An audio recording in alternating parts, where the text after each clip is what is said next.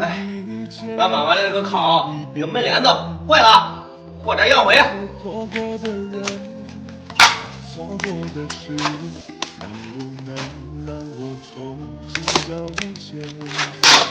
我要把你走过的事，写上一个不敢也不的模样子。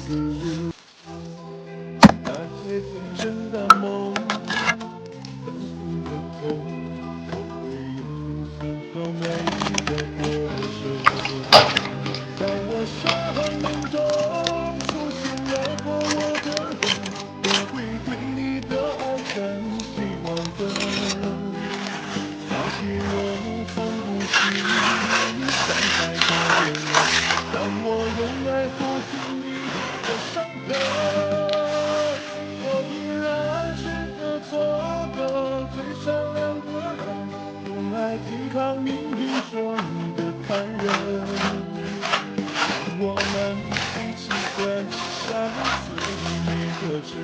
家人们，看看，这回把我妈妈的炕给泥上了，这回也不冒烟了。